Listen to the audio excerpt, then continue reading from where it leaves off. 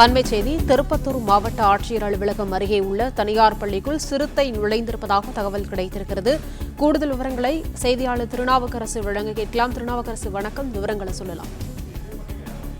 வணக்கம்.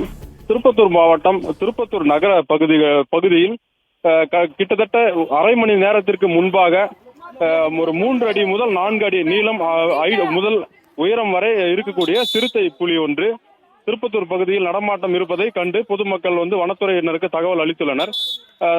நகர பகுதிக்குள் எப்படி சிறுத்தை புலி வரும் என்று வனத்துறையினர் சோதனை நடத்தி அதனை பார்த்தபோது அங்கிருந்து தனியார் பள்ளியில் தாவி உள்ளே சென்றதை அவர்கள் அறிந்து உடனடியாக பாதுகாப்பை தீவிரப்படுத்தி பள்ளி உள்ளே உள்ள மாணவர்களை எல்லாம் பத்திரப்படுத்தியுள்ளனர். தற்போது அதே போன்று அங்கிருந்து மாணவர்களுடைய சத்தத்தை கேட்டு சிறுத்தை புலி நகர பகுதிக்குள் தற்போது சென்றுள்ளது.